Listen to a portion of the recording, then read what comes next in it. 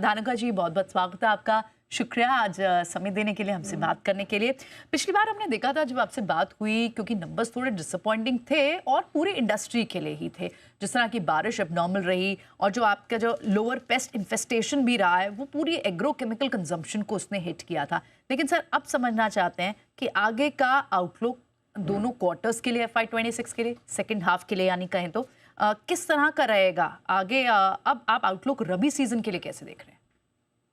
नमस्कार प्रियंका जी। नमस्कार जी।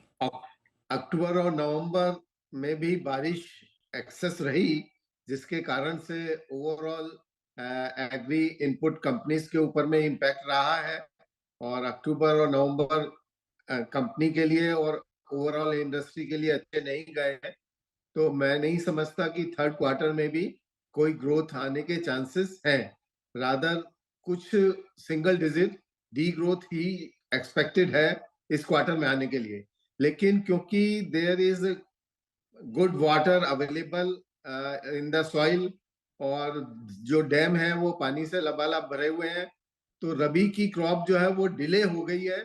और जो जनवरी से मार्च का क्वार्टर है वो अच्छा जाने की उम्मीद है। तो फोर्थ क्वार्टर अच्छा जाएगा, लेकिन थर्ड क्वार्टर में जो है वो आइदर एट पार और थोड़ा डी ग्रोथ रहने के उम्मीद है।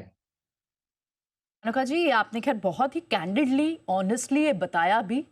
इसे बाजार भी इस तरह से समझता है कि अगर मैनेजमेंट पहले से ही गाइडेंस भी थोड़ी सी म्यूटेड या डाउनवर्ड रिवाइज करते हैं, तो अपनी एक्सपेक्टेशन को भी बाजार उसी तरह रखता है।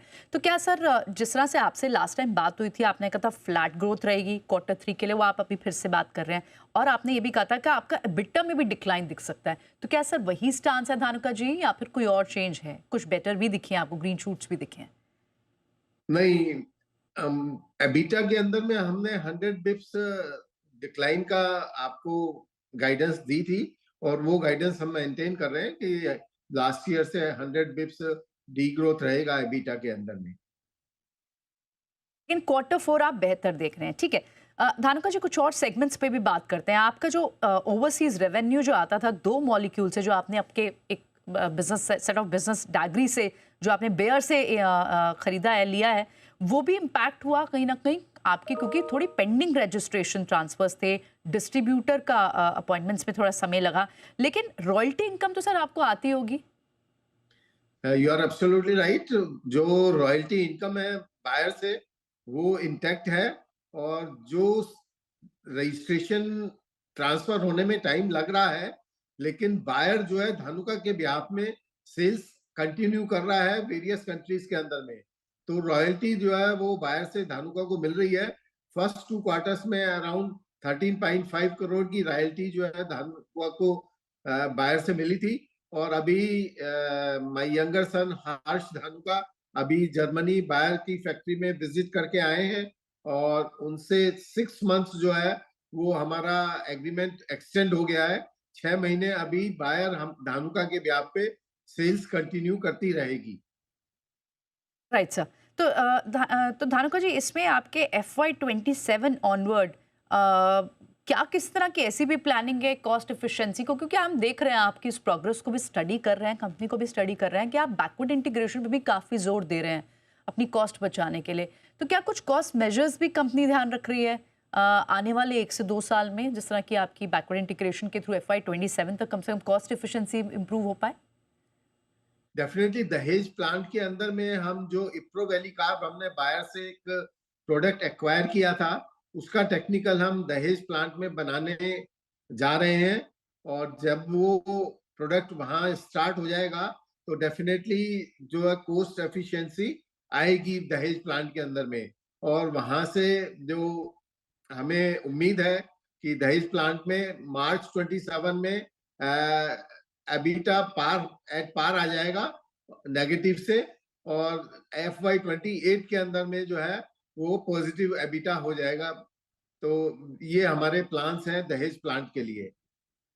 जी, आपने मेरे अगले सवाल का जवाब दे दिया। यानी आप कह रहे हैं दहेज फैसिलिटी, जहाँ पर अभी तक H1 में थोड़ा-सा नॉमिनल आपको लॉस ज़रूर था, एबिटा लॉस था, लेकिन अब वो एबिटा ब्रेक इवन आप कर लेंगे FY27 से, और उसके बाद वो एबिटा पॉजिटिव भी हो जाएगा। क्या मैंने सही सुना यस, सर? बिल्कुल प्रियंका जी, आप बिल्कुल करेक्ट हैं। एक चीज़ समझनी थी आपकी, क्योंकि क्वार्टर टू में कहीं ना कहीं आपका जो हर्बिसाइड पोर्टफोलियो है, जो डायग्री बिजनेस का, वो भी काफ़ी इम्पैक्ट हुआ था। लेकिन एट द सेम टाइम आपके कुछ और दूसरी चीज़ें थी, ग्राउंडनट हो, कॉटन क्रॉप हो, ये फिर भी इतनी इम्पैक्ट नहीं हुई थी। क्या इनके लिए भी कोई आउटलुक शेयर कर पाएंगे आप सर आगे आने वाले समय के लिए? क्वार्टर थ्री में समझते हो, अभी भी अक्टूबर आपने कहा, नवंबर आपने कहा, दोनों में बारिश रही है। हाँ, इनिशियली जो सोयाबीन की क्रॉप थी और कॉटन की क्रॉप थी, उसके अंदर में हर्बिसाइड की सेल्स काफी इम्पैक्ट की थी। जो भी प्लेसमेंट एडवांस सेल्स जो है डिस्ट्रीब्यूटर और डीलर्स को हुई थी, उसमें से करीब 50% मटेरियल जो है सोयाबीन और कॉटन के हर्बिसाइड्स का वापस आ गया था। लेकिन पैडी और ग्राउंडनट और दूसरी पल्सेस वगैरह की क्रॉप काफी अच्छी रही। शुगर केन के अंदर में भी अच्छी परफॉर्मेंस रही। तो इन क्रॉप्स के अंदर में कंपनी ने अच्छा कार्य किया है।